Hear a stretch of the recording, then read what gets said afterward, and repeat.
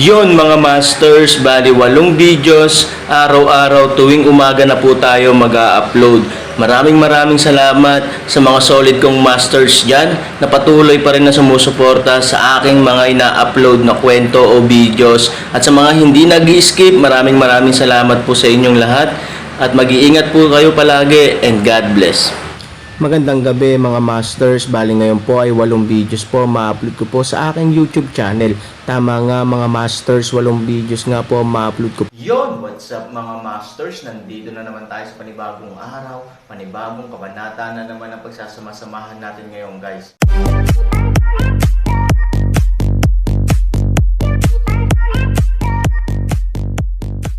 Bali mga masters, kung bago ka pa lang po sa aking YouTube channel, please click the subscribe button, lalong-lalo na po yung notification bell guys, para maging connected pa rin tayo sa isa't isa at maging updated kayo sa mga susunod ko pang video. Bali mga masters, bago natin umpisahan ng kwento ay mag-shoutout po muna tayo para sa mga solid nating tagapakinig. Shoutout kay Hil Apawan. Shoutout kay Eric Francisco. Yun na nga mga masters, no? Bali hindi na ito patagalin. In 3, 2, 1, let's go!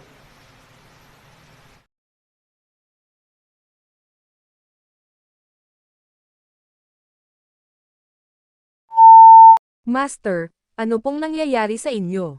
Nagmamadaling sumulong si Aaron para hilahin siya. Lason sa buong panahon. Aaron, paano ka magkakaroon ng ganitong uri ng lason sa iyong katawan? Gulat na bulalas ni Han Xiao, ngunit pagkaraan ng ilang sandali, pinilit pa rin niyang tumayo at balisang tumingin kay Aaron, halika rito at ipakita ko sa iyo. Panipi, hindi na kailangan. Nakangiting sabi ni Han Sanchen, Master, huwag kang mag-alala. Kahit na ang lason na ito ay talagang mabangis, ito ay kasama ng mga lason na ito. Hindi nila ako sasaktan. Nang marinig ito, si Han Xiao ay natigilan, at pagkatapos ay lumapit sa Aaron. Gumalaw ang kanyang enerhiya. Ilang sandali pa, nabawi niya ang kanyang lakas, at ang kanyang buong braso ay itim. Wonder. Han umiling si Xiao, ako, si Han Xiao, ay hindi pa nakakita ng ganoong kakaibang lason sa loob ng libu-libong taon, ngunit maaari kang mabuhay sa ganitong uri ng kakaibang lason. Ito, marami akong lason sa aking katawan, ngunit binigyan ako ni Wang Xuanzi ng anteng-anteng ng buhay at kamatayan. Simula noon, ang dalawang lason na ito ay naging ganitong uri ng lason. Wang Wanzi, Aaron, nakilala mo na ba si Wang Xuanzi? Nilason ka niya. Nagulat si Han Xiao nang marinig niya ang pangalan ni Wang Huanji. Tumanggaw si Han Sanchen at pansamantalang nagtanong, Master, Wang Wanzi. Dahil nakilala mo siya, ayon sa teorya, dapat mo siyang tawaging martial uncle. Ang sabi ni Han Xiao nang banggitin niya si Wang Huanji, nagalit siya, gayunpaman, Aaron, dapat siyang nasa palasyo ng Qishan. Paano mo siya nakilala? Sa katunayan, noong sinamba kita bilang guro ko noong araw na iyon, Aaron ang ayaw itago ang kanyang pagkatao sa iyo. Narinig mo na ba ang tungkol sa taong lupa na may pangopalakol sa kanyang kamay, o ang maingay na misteryosong tao sa tuktok ng bundok ng Qishan ngayon? Aaron ang tamang daan. Pangopalakol. Misteryosong lalaki. Sumimangot si Han Xiao. Pagkaraan ng ilang sandali, sinabi niya na may paipong ngiti, palagi akong namumuhay sa isang simpleng buhay at hindi kailanman nagmamalasakit sa mundo. Gayunpaman, narinig ko na may isang tao sa lungsod na kumuha ng palakol ng pango at pumunta sa lungsod kaninang umaga upang bumili ng manok. Narinig ko rin na nanggugulo ang misteryosong lalaki sa tuktok ng bundok ng Qishan. Akala ko hindi bagay sa akin, pero malayo pala sa akin. Paano ko naisip yon? Akala ko walang mata ang langit at yumabong ang mga taksil na iyon. Ngayon ay tila kaya na akong mabuhay ng langit. Dahil doon, tiningnan ni Han Xiao ang langit sa itaas ng kanyang ulo. Natural iyon. Kahit na si Wang Janzi ay isang Diyos, siya ay isang demigod lamang. Ikaw na matandang bata ay may isang alagad na isa ring demigod ngunit hari rin ng lahat ng lason. Ang Diyos ay hindi walang utang na loob sa iyo, ngunit siya ay napakabait sa iyo. Ginseng baby mula sa Han 3,000 damit mula sa ulo, hindi mapigilan ang boses. Tingnan ang ginseng baby, si Han Xiao ay halatang isang leng, ito ay. Well, ang pangalan ko ay Ren Shenhua, kapatid ni Aaron, asawa ni Qin Shuang, nako, asawa ko. Ginseng baby proud na paraan. Sa sandaling bumagsak ang boses, nataman ng suntok si Ren Shanhua sa ulo. This is my master. Be honest with me. Hindi nakaimik ang Aaron. Ginseng baby wrong babahawakan ang ulo, nalulumbay duki bibig. Master, huwag mo siyang hayaang magsalita ng walang kaparerikan. Aaron nagmamadaling sorry. Ikan-away ni Han Xiao ang kanyang kamay ng may ngiti, 3,000 ang aura ng bagay na ito. Huwag kang masyadong marahas sa kanya. Dapat mong pahalagahan ito. Bitch na may apelyidong Han, naririnig mo ba ako? Sinabihan ka ng iyong amo na pahalagahan mo si Lao Su. Damn it, you know how to conquer Lao Su with violence. Shit, galit na saway ni Ginseng baby. Tahimik na ibinaling ni Aaron Han ang kanyang mga mata, ngunit itinoon ni Han Xiao ang kanyang mga mata sa ilang tao sa likuran niya. Mabilis na ipinakilala ni Aaron, "Oh, oo, Master, ito si Bai Xiaosheng sa ilog at lawa. Ito si Qin Shuang, ang nakatatandang martial sister ng Master sa harap ko. Ito si Ivory, ang asawa ng apprentice. Ito ay ang aking anak na babae na si Han Nayaner, na tinatawag na Shigang." Shigang, matamis na tawag ni Han Nayan. Kilalanin si Master Ying Xia. Nakilala ni Qin Shuang ang mga nauna sa kanya. Nakilala na ni Bai Xiaosheng ang mga nauna sa kanya. Masayang tumango si Han Xiao bilang tugon sa tatlo. Pagkatapos ay naglabas siya ng jade pendant mula sa kanyang mga braso at pumunta kay Han Nayan. Marahan niya itong isinabot sa kanyang leeg, "Sa unang pagkakataon na nakita kita, wala akong pinaghandaan para sa iyo. Dapat regalo sa kanya ang jade pendant na ito." Umiling si Han Nayan. Dahil sa kanyang magandang edukasyon sa pamilya, hindi siya kailanman ng ahas na mangolekta ng mga gamit ng ibang tao. Si Nianer ay mahina at kulang sa sigla. Ito ang jade pendant na iniwan sa akin ng iyong amo noong araw na iyon. Matutulungan mo si Nianer na gumaling ng mabilis. Kunin mo. Tumingin si Han Xiao kay Aaron. Tumango si Han Sanchen. Iniunat ni Han Nayan ang kanyang leeg at hiniling kay Han Xiao na isuot ito. Pagkatapos ay sinabi niya, "Salamat, Shigang." Magiliw na ngumiti si Han Xiao at hinawakan ang ulo ni Han Nayan, "Maganda si Niner." Pagkatapos, sa imbitasyon ni Han Xiao, pumasok ang party sa sirang templo. Kumuha si Han Xiao ng ilang sirang mangkok, nagbuhos ng tubig at inilagay sa harap ng lahat. Walang pakialam ang Aaron. Diretso niya itong ininom. Sa sandaling uminom siya ng tubig, si Aaron ay sumimangot, dahil ang tubig ay tila ordinaryo, ngunit ito ay may matamis na lasa. Nang makita ang kakaibang ekspresyon ni Aaron, misteryosong ngumiti si Han Xiao. Magtatanong pa lang si Aaron, bigla siyang nakaramdam ng kakaibang larawan sa kanyang isipan. Sa larawan, nakita niya ang isang malawak na lugar ng dagat, ang tubig ay berde, ang tubig ay malabo, at ang visibility ay napakababa. Sa pag-ihip ng simoy ng hangin, unti-unting nabubuksan ang mga ulap, at isang nakabukod na isla ang nakaharang. Sa isla, berde ang mga puno, pula ang mga bulaklak, kumakanta ang mga ibon at sumasayaw ang mga paro-paro, parang isang fairyland sa mundo. "Master, ito ay," umiling si Han Sanchen, at ang mga larawang iyon ay agad na napalitan ng realidad. Ginagawa nitong kakaiba ang Aaron. Ito ba ang ilusyon pagkatapos uminom ng tubig na ito? Gayunpaman, naramdaman ni Aaron na ang nakita niya ngayon ay hindi isang ilusyon, ngunit isang tunay na pag-iral. Hindi nagsalita si Han Xiao. Nakatingin lang siya sa iba. Pagkatapos uminom ng iba, tumawa si Han Xiao. Tiningnan sila ni Aaron gamit ang kanyang mga mata. Yung iba parang hindi nagmuni-muni. Dinampot ni Aaron depressed ang kanyang mangkok, tumingin ng paulit-ulit, at inihambing ang tubig sa tabi ni Ivory. Ang dalawa ay eksaktong pareho, ngunit pagkatapos lamang nasimulan ni Aaron ang tubig ni Ivory, muling lumitaw ang larawan sa kanyang isipan.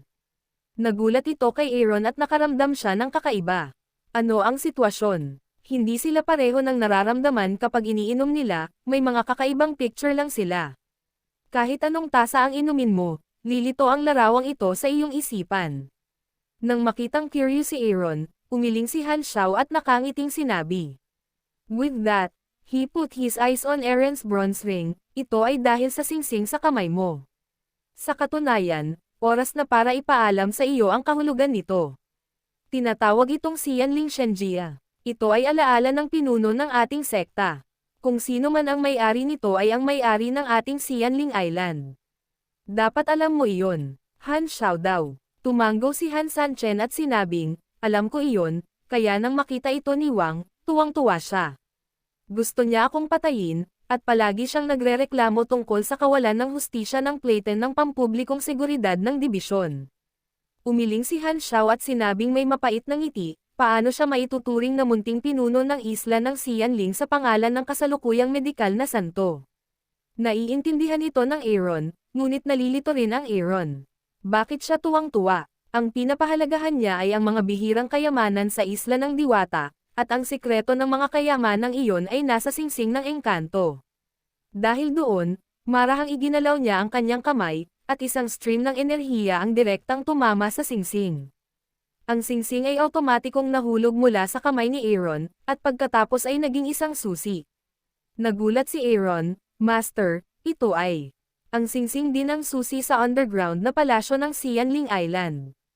Ito ay palaging iniingatan ng punong guro ng ating sekta, at kailangan nito ng isang tiyak na spell para maging hugis ang singsing. Kailangan din na magkaroon nito bago mo magawa, pumasok sa underground na palasyo ng Xianling Island. Han Xiao daw. Aaron agad na maunawaan, hindi nakakagulat wang mabagal upang makita ang mga singsing kapag ang mood ay magiging kaya nasa sabik, ito ay ang singsing na nakatago kaya amazing lihim ah. Nakikita ko, ngunit Master, ano ang nasa ilalim ng palasyo ng Xianling na isla? Gagawin ba nitong ganap na baliw si Wang Janzi? Tanong ni Aaron. Nakangiting sinabi ni Han Xiao, ngayon ang singsing ay nasa iyong mga kamay. Kung mayroon ka, mas mabuting ikaw mismo ang tuklasin. Pero paano makapunta sa Fairy Island? Bagamat kilalang kilala ni Bai Xiaosheng ang mundo, naririnig lang niya ang pangalan ng Xianling Island, ngunit hindi niya nakikita ang anino nito. Kakaibang sabi ni Bai Xiaosheng. Ngumiti si Han Xiao at tinuro ang Aaron. Nagulat si Aaron, Master, ngayon ko lang nakita ang picture ko. Doon ang Xianling Island. Ang katawan ng isla ng Xianling ay ethereal. Nagbabago ito ng posisyon isang beses sa isang taon, kaya mahirap makilala ang posisyon nito. Gayunpaman, si Xianling Shenjia at ang palasyo sa ilalim ng lupa ay nakatira ng magkasama. Uminom ka lang ng tsaa ng pinuno. Kapag ang tsaa ng pinuno, maaari mong makipag-usap kay Xianling Shenjia, at natural mong mararamdaman ang lokasyon ng palasyo sa ilalim ng lupa. Tumawa si Han Xiao. Biglang bumukas ang mga mata ni Aaron, ibig sabihin, kontrolado niya ang lahat ng isla ng Xianling. Aaron, mabuti iyon. Sa ganitong uri ng lugar, maaari nating ilagay ang base ng misteryosong alyansa doon sa hinaharap. Tuwang-tuwa na pinalakpakan ni Bai Xiaosheng ang kanyang mga kamay. Mukhang excited din sina Ivory at Qin Shuang. Ang ganitong kahangahangang lugar ay ginawa para sa Aaron. Maaari nitong i-maximize ang proteksyon ng maagang pag-unlad ng alyansa. Ngunit hinubad ng Aaron ang singsing sa oras na ito. Pagkatapos ay naglakad siya papunta kay Han Xiao at inabot ang singsing kay Han Xiao, Master, baguhan pa lang ako. Paano ko matatanggap ang ganoong kalaking regalo mula kay Master? Nang makita ang pag-uugali ni Aaron, ang Lake Bai Xiao ng ilog ay galit na galit. Si Ivory ay medyo natigilan, ngunit mabilis na naiintindihan, pagkatapos ng lahat, siya ay napakalinaw tungkol sa Aaron. Aaron, hindi ko sinabi sa iyo ang mga sikretong ito sa simula, dahil ayaw kong masangkot ka sa ang pagtatalo. Ngunit ngayon na nagawa na ni Wang, paano siya magiging guro kung hindi niya ito makikita? Shigang, hinayla ni Han Xiao si Aaron pataas. At saka, ang singsing na ito ay walang silbi sa aking mga kamay. Maganda ang kasabihan ni Wang Janzi. Ang iyong Panginoon, katamtaman talaga ako. Hindi ako karapat-dapat na magmana ng mantle ng Xianling Island. Sayang lang ang pagbibigay sa akin ng Xianling Island. Pero iba ka, 3,000, bamantong hininga si Han Xiao, kunin mo. Ito rin ang hiling ng iyong amo. Nagmamadali ang 100 Xiaosheng. Sa oras na ito, bamulong ang ginseng baby, bitch, hindi ka tumanggi, may mga kaayusan sa dilim, hinayaan mo lang. Anyway, sooner or later you have to deal with the magnanakaw ng aso na si Wang Wenji. At saka, kailangan mong pumunta sa lugar na iyon. Dahil doon, tumingin si Ren Shenhua kay Qin Shuang at humingi ng papuri, asawa niya ba ito? Hindi tiningnan ni Chen Shuang ang kanyang murang hitsura. Tumingin siya kay Aaron na nag-aalala sa lahat ng oras. Siya ay natural na umaasa na ang Aaron ay hindi tatanggi. Aaron looked at Ginseng baby depressed, where all special have you, 3,000, huwag tumanggi. Sa katunayan, iyon ang ibig sabihin ng iyong lola na Han Xiao daw. Ang pakikipag-usap tungkol sa kanya, ang Aaron ay naantig. Kahit na hindi pa niya ito nakilala, naramdaman ni Aaron na napakabait niyang tao. Well, dahil pareho ang ibig sabihin ni na Shifu at Shifu, mas mabuting maging magalang kaysa masunurin. Tumango si Aaron. Bumantong hininga si Han Xiaochang at nakangiting sinabi, "Good. Ang sarap kaya, Shifu nga pala, nagmamadali akong umalis kanina. Ni hindi ko nga nakita si Shifu. Makikita ko ba si Shifu?" Biglang tanong ni Aaron. Biglang tumigas ang ngiti ni Han Xiao sa kanyang mukha. Pagkaraan ng mahabang panahon, bigla siyang tumingin sa labas, gabi na. Walang matitirhan sa templo. Oras na para bumalik ka. Tapusin ang pagsasabi, hindi sa pamamagitan ng Aaron at sinabi ng iba, si Han Xiao ay nanguna sa labas ng bulwagan, gumawa ng isang palm na kilos. Dahil dito nalilito si Aaron at ang iba pa, at biglang nagbago ang ugali ni Han Xiao. Bakit? Papasukin ang Aaron. Ngunit sa oras na ito, sa loob ng silid sa loob, isang paos at sobrang pangit na boses ang lumabas. Yun na nga mga masters, no? Bali panibagong kabanata na naman yung natapos natin ngayong gabi. Muli, maraming salamat po.